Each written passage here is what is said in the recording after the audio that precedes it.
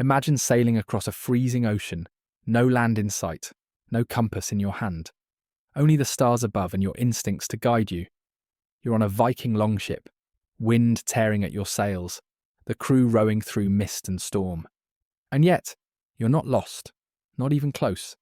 The Vikings, seafaring legends of the early medieval world, were astonishing navigators. While much of Europe clung to coasts and prayed for calm seas, the Norse boldly crossed the Atlantic, from Norway to Iceland, Greenland to North America, without maps, without compasses, without fear. So how did they do it? What secrets did they possess that let them cross oceans others wouldn't dare? This is the story of Viking navigation, an art forged in the spray of the North Sea and remembered in sagas sung by firelight. Let's begin with one of the most remarkable tools ever carved from wood. Not a sword or an axe, but a small circular disc that held the secret to navigating across oceans. It's called the sun compass, known in Norse as the solskuggafuel, and it may be the greatest forgotten invention of the Viking Age.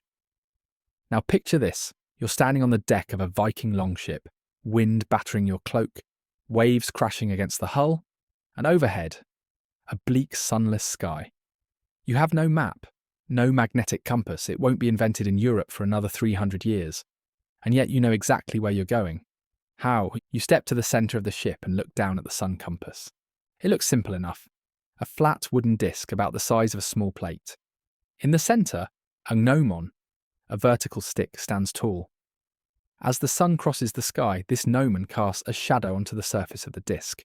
But here's the genius. If you know the time of day and the season, you can read the direction of true north by observing the position and length of that shadow. Not magnetic north, true north.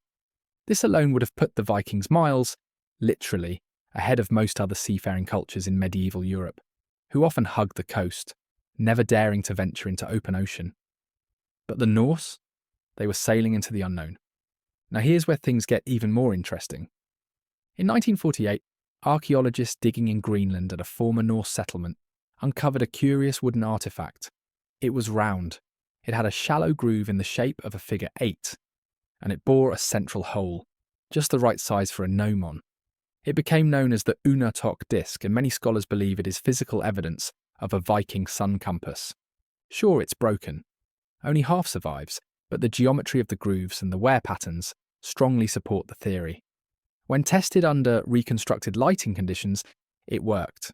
The Vikings may have used it to track the midday shadow, marking the shortest shadow to identify north. Think of it like the Viking version of a sundial, crossed with a navigator's GPS. Let that sink in. 1,000 years ago, while monks in Europe were still copying Latin texts by candlelight, Viking sailors were using experimental geometry and solar physics on the high seas. But wait, what happens when the sun disappears? When fog rolls in? When storm clouds turn day to night? The sun compass, clever as it was, had one flaw. It relied on visible sunlight, which in the North Atlantic, let's face it, isn't always a given. That's why some historians believe the sun compass was just one part of a larger toolkit, a navigational system that balanced instruments, experience, and instinct. Even on cloudy days, the shadow of the gnomon might still faintly appear. The Vikings may have learned to calibrate these faint shadows using accumulated knowledge. Sailors could even chart sun positions across the seasons, understanding the angle of the sun at different times of year, adjusting their bearings with remarkable accuracy. This wasn't just technology, it was tradition, passed down from navigator to apprentice, refined across generations, perfected on real voyages from Denmark to Iceland, across storm-ridden seas and uncharted lands. And while it might sound like ancient guesswork, modern experiments have proven otherwise. In 2000, a team of researchers replicated the Untook Disc and used it aboard a traditional-style ship. With a bit of practice and known time markers, they could determine true north within a few degrees. Good enough for ocean travel. Think about that. Using a block of wood, a stick, and the sun, Viking sailors could navigate across thousands of miles of open sea and land within sight of a distant island like Iceland or the Faroes. Compared to the medieval sailors of southern Europe, who rarely strayed beyond the Mediterranean, Viking seafarers looked like astronauts of their age. Now let's take a step deeper into the realm of Viking navigation into something that sounds like legend but may very well have been real. This is the story of the Viking Sunstone, a mysterious navigational aid that for centuries blurred the line between myth and science. Let's begin with what we know. The Viking sagas, those poetic and semi-historical chronicles of Norse exploits, tell tales of voyages made in fog, storms, even during twilight. Yet the Vikings still managed to sail true. One saga, the Raudulfsdatter, mentions a solarstein, a sunstone, that allowed the navigator to locate the sun's position on a completely overcast day. Sounds fantastical, right? Like something pulled from the pages of Tolkien? But in the 20th century, scientists began to take this idea seriously. And then came the Iceland spar. Iceland spar is a transparent variety of calcite crystal found in large quantities in Iceland. Hence the name. What's special about it? Two things. It polarizes light, splitting a beam into two. It creates a double image of anything viewed through it. Now here's where things get interesting. The sky is full of polarized light, especially when the sun is hidden behind clouds. The Vikings, knowingly or not, may have discovered that rotating the Iceland spar against the light could help them pinpoint the hidden sun's position, based on how the light split. When held up and rotated, the crystal produces a unique pattern, a glow or alignment that changes depending on the angle of polarization. Even under cloud cover or during twilight, this effect can give a trained eye a clue. The sun is over there. Modern researchers have tested this theory, literally. In 2011, scientists led by Gábor Horváth at Eötvös University in Hungary published a study showing that sunstones could allow users to determine the sun's position within a few degrees, even under full cloud cover or civil twilight. Let's pause and let that settle in. The Vikings may have developed a functional way to find the sun, without seeing it, centuries before the magnetic compass entered Europe. That's not just navigation, that's sorcery-level science for the early medieval world. So how might the sunstone have been used on board? Picture a voyage to Iceland. The sky is grey, the fog thick like wool. You can't see the sun, but you know your heading is west. You pull a crystal from a leather pouch, hold it to the sky, rotate, observe the glow until the split images match. That's your bearing. Some speculate the sunstone worked alongside the sun compass. During clear skies, you could calibrate the compass. During overcast days, the sunstone helped you estimate where the sun was, allowing you to adjust the shadow's expected path, even if it wasn't visible, like syncing analog tools through invisible light. This wasn't just clever, it was revolutionary. No other society at that time had documented tools like this. Southern European sailors mostly relied on coastal navigation and dead reckoning. Even Arab mariners, who were otherwise brilliant astronomers, did not use polarization as a navigational aid. Only the Vikings had the guts and the brains to combine crude materials with subtle observation to navigate the harshest waters on Earth. Now skeptics will say, where are these crystals? Why haven't we found sunstones in Viking graves? That's fair. No sunstones have been definitively tied to Viking ships or burials. But here's a twist. In 2002, a calcite crystal was found in a 16th century shipwreck off Alderney in the Channel Islands. It was located near navigational equipment. That's 500 years after the Viking Age. Yet the sailors still valued this crystal enough to keep it with their tools. It proves the idea of using sunstones didn't just die out with the Norse. It likely survived and evolved, possibly in secret. Some scholars suggest the sunstone was a deeply personal tool, like a favourite knife or pendant, kept on the person and passed down through families. If so, it may not have been buried or discarded lightly. And being organic, it could have simply eroded or vanished over the centuries. Still, the Viking sagas remember it. The science supports it. And modern replications show it works. So, legend? Yes. But a legend with legs. Let's take a moment to appreciate what this all means. The Vikings were not simply muscle-bound raiders shouting on the shores of Lindisfarne. They were thinkers, tinkerers, observers of nature. They watched how the light scattered in the sky. They paid attention to birds, waves, and wind. And yes, even light polarization. They created a system of navigation based on what the world gave them: sunlight, starlight, wave patterns, and the mysterious shimmer of a translucent crystal. And they didn't just theorize. They tested their methods at sea, under pressure, in some of the harshest sailing conditions known to man. Even today, pilots and navigators study light polarization, and the idea of using natural light cues is making a comeback in technologies like drone navigation. But the Vikings, they may have done it first with nothing more than a clear crystal in the sky. The Sunstone remains one of the most fascinating mysteries of Viking science. Whether you believe it was common, rare, or simply legendary, it speaks volumes about Norse curiosity and capability. Their ships were fast, their warriors fierce, but their minds as sharp as any axe. With the Sunstone in hand, Viking navigators could find their direction even when the sky was shrouded in mist. It was subtle, scientific, and nearly magical. But what happened when the sun dipped below the horizon entirely? When night took hold and the ocean turned black? The answer was always overhead. For the Vikings, the stars weren't just decoration, they were direction. Above them stretched a cosmic map, etched not in ink but in starlight. The Vikings, like many seafaring peoples, turned to the heavens. But what set them apart was how they memorized the night sky, not just as a reference, but as a reliable roadmap across the sea. Let's start with their most faithful guide, Polaris, the North Star. Unlike other stars that rise and set, Polaris appears fixed in the night sky, always hovering above true north. It's not the brightest star, but it's the most dependable. For Viking sailors crossing the North Atlantic, this star was their anchor, literally. As long as Polaris remained in sight, they could determine not only which direction was north, but also estimate their latitude by how high it sat above the horizon. The farther north they sailed, the higher Polaris climbed in the sky. But Polaris wasn't the only celestial tool in the Viking kit. Oh no, they were far more sophisticated than that. Viking navigators memorized the rising and setting points of major stars along the horizon. By noting where specific stars appeared and disappeared, they could steer their ships on a consistent heading, even when clouds obscured the moon or when coastal landmarks had long faded behind the horizon. This was called star path navigation.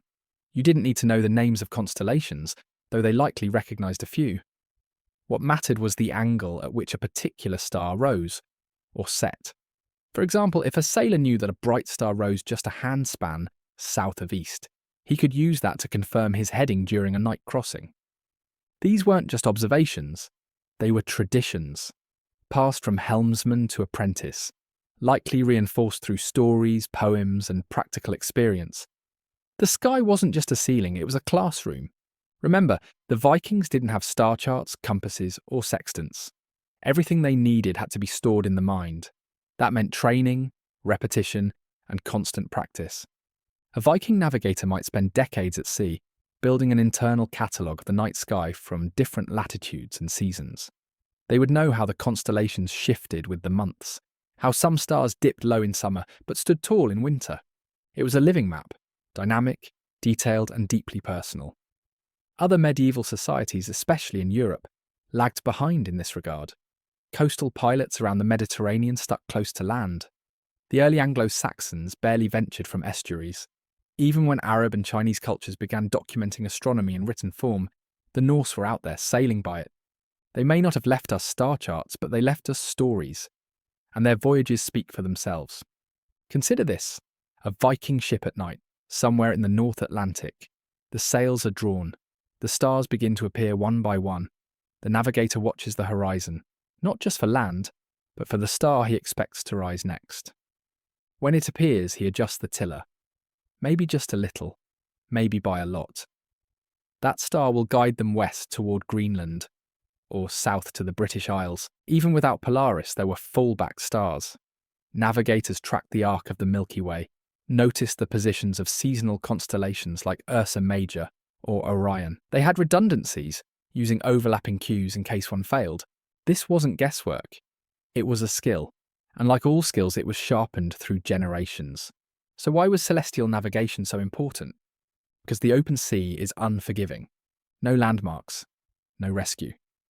If your heading was off by even a few degrees, after hundreds of miles you could miss your target entirely. By days. That could mean shipwreck, starvation, or death. But if you knew the star, you could correct your course, keep steady, hit your mark. And the Vikings did, again and again. By day they followed the sun. By night they sailed by stars. But the Vikings didn't rely only on the sky, their awareness ran deeper, beneath their feet, across the wind, and through the cries of birds overhead. When the heavens were silent, the sea itself spoke, and the Vikings knew how to listen. To them, the natural world wasn't just background noise, it was a living, breathing compass. Every gull's cry, every ocean swell, every breeze or smell carried meaning. When the skies were dark and their tools offered little guidance, nature became their greatest ally. Let's begin with the most unlikely navigational tool of all: birds. The sagas tell us of a clever practice. Viking sailors brought ravens on their ships during long voyages, especially those venturing westward, into the unknown. This wasn't superstition, it was a field test. If you released a raven far out at sea and it flew in circles above the ship, you were still too far from land. But if it flew in a single direction, confidently and steadily, that way led to shore. We see this tactic in the saga of Eric the Red, where Leif Erikson, on his journey to discover new lands, releases birds to help guide his course. One bird turned back, another flew to the ship's mast. The third, it vanished westward, toward what would later be known as Vinland. And it wasn't just ravens. Vikings watched seabirds like gulls and puffins. Each species had a known range from the coast. Spotting certain birds meant you were within a day's sailing from land. That's a life-saving detail in a time before charts or radio. But what if you were sailing blind? No stars, no birds, just mist and sea. That's when an experienced Viking navigator would turn to the waves. Modern oceanographers have a term for this: swell direction. But the Vikings didn't need science to feel it. Standing at the stern, hand on the tiller, they would sense the pattern of the sea under their feet. There are different types of waves: local wind waves and distant ocean swells. Long, rolling swells often originate from storms hundreds of miles away. A skilled sailor could feel whether these swells were coming from the northwest or the southeast, or clashing together, indicating two weather systems at work. By understanding these patterns, the helmsman could correct the ship's heading, keeping the bow aligned with the intended route, even when visibility dropped to zero. In Polynesia, traditional wayfinders use this same method, and while we don't know if the Vikings gave names to wave types, they surely recognized them. The roll of the hull told its own story. Still not impressed? Let's go deeper, literally. The colour of the water was another subtle cue.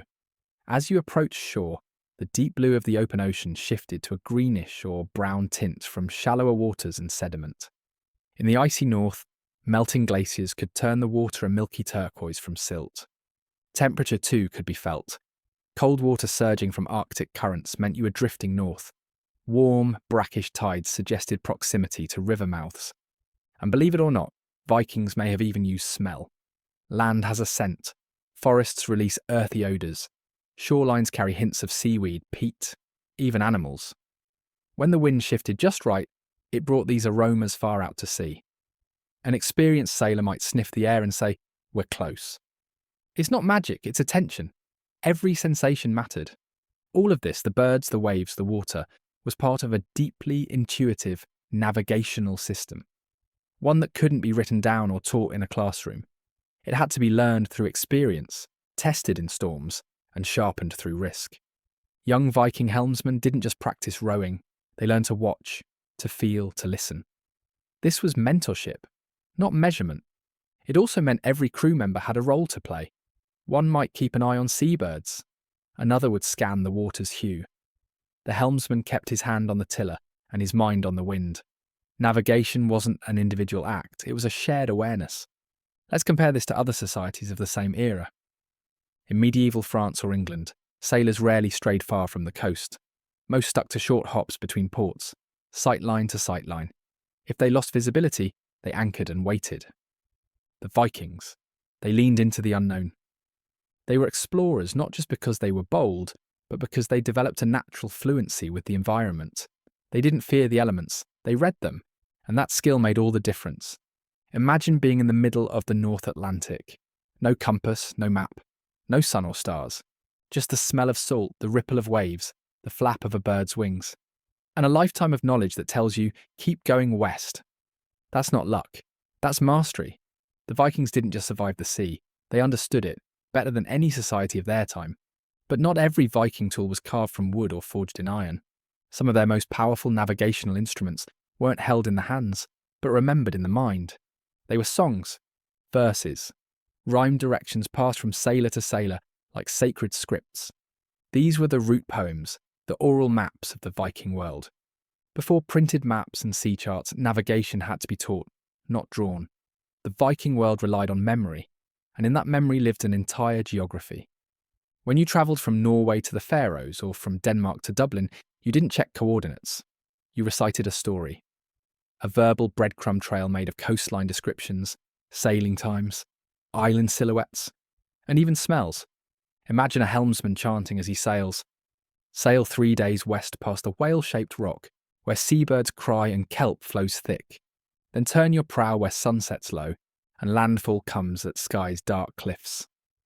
These weren't just poetic flourishes, they were functional instructions, crafted in rhyme and rhythm to be memorized easily, even under stress. For a society that treasured oral storytelling, these route poems were second nature. Some scholars compare Viking route poems to the songlines of indigenous Australians, musical pathways across the land where each verse corresponds to a place, a landmark, or a direction. The Vikings developed a similar system, using natural features to form navigational landmarks. A crooked fjord, a mountain that looks like a sleeping bear, an island where the wind always shifts in the evening. A skilled sailor didn't just recognise these signs, he knew when to expect them, how long they took to reach, what they looked like in different weather, how they changed with the seasons. In an age before numbers or graphs, time was measured in rowed strokes or days at sail. Distance was recorded in heartbeats, hunger, and how the sea sounded against the hull. Young Viking sailors didn't learn navigation from textbooks, they learned it by listening. From an early age, they were trained to recite these route poems by heart. A father might pass them to his son over years of shared voyages. Crews might repeat the verses aloud during long crossings, not just to kill time, but to reinforce the journey's rhythm. Some of these poems may have even become public knowledge, like sea shanties or hymns that everyone knew. Others were closely guarded secrets, held only by the shipmaster, used to gain an edge in trade or exploration.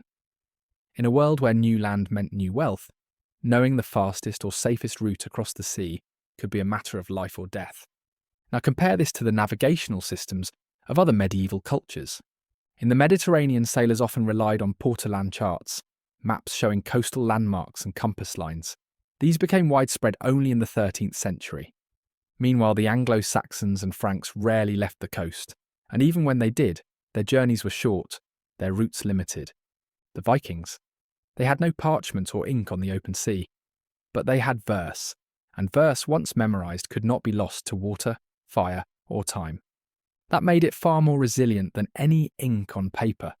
Fragments of these route-based oral traditions survive in later Norse texts and Icelandic sagas. Some sagas reference how long voyages should take based on wind and weather. Others mention landmarks in poetic detail, such as the island where the sea boils in the morning, a possible reference to geothermal vents near Iceland. Even names like Helluland, Markland, and Vinland in Leif Erikson's sagas function like ancient GPS pins, guiding future travellers by invoking terrain, vegetation, and coastlines. This wasn't fiction, it was functional memory, layered with myth but rooted in reality. There's something deeply human about all this. At sea, your life depended not on technology, but on memory, on rhythm, on repetition, on song. When clouds blocked the sun and no birds flew overhead, and the stars disappeared into fog, it was these words that got you home. And unlike stone or steel, verse could adapt. A navigator might modify a line to account for new shoals, shifting sands, or a newly spotted island. In this way, Viking navigation wasn't just about controlling the sea, it was about communicating with it. So when we think of the Vikings as warriors and shipbuilders, let's also remember them as poets, sailors whose maps were made of verse, whose compasses were stanzas. They didn't draw their paths, they sang them. And those songs carried them across some of the most treacherous waters on Earth, again and again. So far we've explored how the Vikings navigated using the sky, the sea, the land, and even memory itself. But none of it would have mattered, none of it, without the true star of Viking exploration, the longship. The longship wasn't just a vessel, it was a revolution in naval engineering. Sleek, versatile, and terrifyingly fast, it was the machine that turned a group of scattered Scandinavian tribes into one of the most feared and far-reaching forces of the early medieval world. Let's break down why these ships weren't just good, they were superior. To understand why longships dominated the waves, we have to look at their design. Unlike the clunky cogs and merchant tubs of Europe, Viking longships were long and narrow, with shallow drafts and symmetrical hulls. This meant they could sail in both shallow rivers and deep open sea. Be beached directly onto shores. No need for docks. Reverse direction without turning around thanks to identical bow and stern. Transition between sail and oar, power almost instantly. The hulls were clinker-built, a technique where overlapping planks were fastened together with iron rivets and waterproofed with tar and animal hair. This gave the hull flexibility, essential when riding over ocean swells. The ship would flex with the waves rather than resist them, reducing stress on the wood and improving stability. In practical terms, they could cross the brutal North Atlantic, then row silently up a narrow Irish river for a raid, all without switching ships. That's what made them dangerous. While many associate Viking ships with oars, it was their square sails, often made from wool or linen, that powered long-distance voyages. These sails were massive, often dyed with stripes or patterns for intimidation or clan identity. With favourable winds, a Viking longship could cruise at 10 to 12 knots, which was astonishingly fast for the time. And the rigging was no afterthought. Vikings used advanced bracing techniques and adjustable rigging to adapt their sails for different wind angles, meaning they could tack and crosswind sail, something that even Roman galleys struggled with. That gave them not just range, but reach. They weren't just moving along coastlines, they were crossing oceans. Aboard a Viking longship, there were no cabins, no privacy, just open planks where warriors and crew slept beneath tarps or wool cloaks. But this wasn't a flaw, it was by design. By removing unnecessary weight and height, Viking ships stayed low and light, making them faster and harder to spot from shore. The shallow keel let them glide over reefs and sandbanks that would ground heavier ships. And because the ship could be carried, over short stretches of land or around obstacles, it opened up entire new trade routes and raid paths that other navies could never reach. That's not a ship, that's a military asset. But what does this have to do with navigation? Everything. Because the design of the longship worked with the Viking navigator, not against them. The ship's speed made short-term course correction easier. Its symmetry meant you could pivot quickly if the stars or wind changed. Shallow draft meant you could probe for land without fear of grounding. And because these ships sat so low in the water, Viking sailors could feel wave patterns through the hull more directly, crucial for interpreting swell direction and correcting course when skies were dark.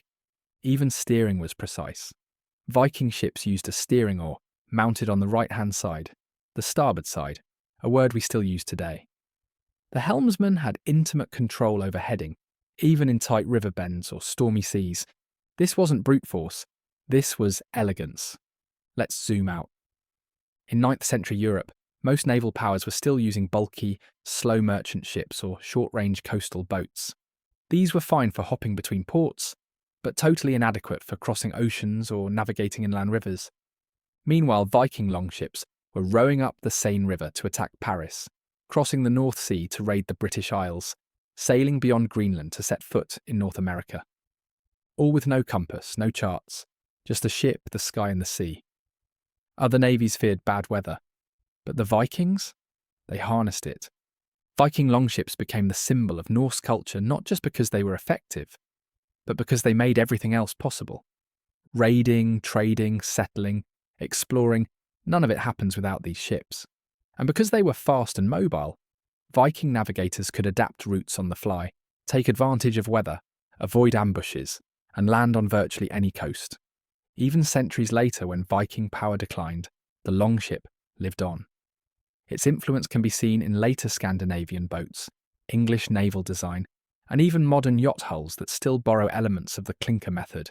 The longship wasn't just a boat, it was the backbone of a civilization. So when we talk about how the Vikings navigated the seas, let's remember, they did it aboard the finest ships of their time. Not because they had the best technology, but because they built with purpose.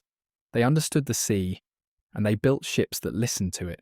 Sleek, strong, and smart, Viking longships weren't just vessels, they were wings. By now it's clear the Vikings were exceptional seafarers. But let's put that into perspective.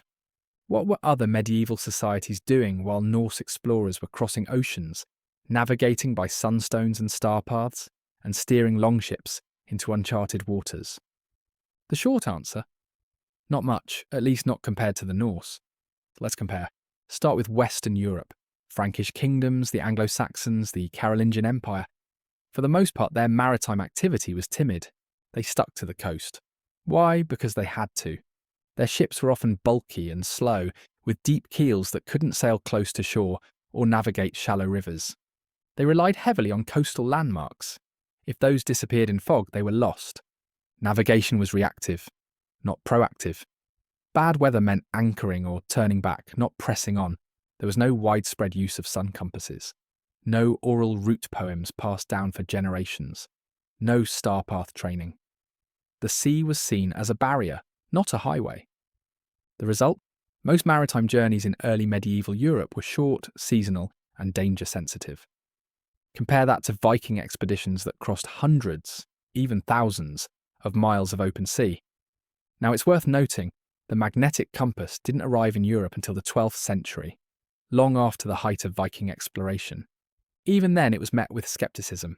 Medieval sailors were slow to adopt it, relying instead on crude tools like sounding leads, windroses, and handheld cross-staffs. These tools helped, but they didn't unlock the sea the way Viking methods did. The Vikings, with no compass, no sextant, and no written maps, were already navigating to Greenland and North America in the 10th and 11th centuries, centuries before European sailors had the confidence to sail beyond the horizon. That's not just skill, that's boldness backed by mastery. Let's shift to the Mediterranean world, Byzantium, the Arab caliphates, and Italian city-states like Venice and Amalfi. These cultures had far more stable sailing conditions, clear skies, predictable weather, and a coastline full of bustling ports. Their ships, like the Byzantine dromon, were highly advanced, but mostly optimized for short-range warfare and trade along established routes. Yes, Arab sailors had impressive knowledge of astronomy and latitude, but their navigational methods were largely map-based and developed in the late medieval period. Viking sailors? They weren't drawing maps, they embodied them. While other societies planned voyages around trade winds and charts, Norse captains set sail into the unknown, guided only by the sun, the stars, the waves, and their own resolve. When the Viking Age faded into history, their raids became memories, their longships buried beneath sand and soil, and their sagas turned to legend. But their knowledge, their wayfinding, didn't vanish. It left ripples across time. The legacy of Viking navigation isn't just preserved in museums, it's alive in the very way we understand the sea, the sky, and the act of exploration itself. Though much of Viking navigation was never written down, it lived on through descendants, in the Faroes, the Icelanders, and the Greenlandic Norse, who continued these seafaring traditions well into the Middle Ages. In some of the most remote parts of the North Atlantic, oral traditions remained intact, far longer than written charts ever could. Even as medieval Europe turned toward magnetic compasses and portolan maps, isolated communities in the north still relied on the stars, the sun, and the sea's own signs. These traditions didn't disappear. They evolved. And in the 20th and 21st centuries, a new generation began to rediscover them. In recent decades, archaeologists, historians, and sailors have launched a new movement: experimental archaeology. This isn't just studying the past in books, it's reliving it. Scholars and adventurers have recreated Viking voyages using historically accurate longships and traditional navigation techniques. They've tested sun compasses under real ocean conditions. They've practiced using Iceland spar to find the sun through cloud cover. They've trained to memorize star positions and track swells with their feet. And guess what? It works. These replications have proven what many once dismissed as legend. The Vikings could navigate open sea using nothing but natural cues, oral memory, and basic instruments. Not just short hops, but transoceanic journeys, from Denmark to Shetland, from Iceland to Greenland, even from Greenland to the wild wooded shores of Newfoundland. All done without modern technology. You might think modern GPS made all of this obsolete, but Viking techniques still influence today's navigators. Celestial navigation remains a backup system for the US Navy. Polarized light sensors, mirroring the concept of the Sunstone, are being tested in drone navigation and autonomous vehicles. Modern sailors still learn to read swell direction, use wind cues, and interpret bird behaviour, skills the Vikings mastered 1,000 years ago. In many ways, the Viking navigator was the prototype for the modern ocean explorer, not because of the tools in his hand, but because of the knowledge in his head.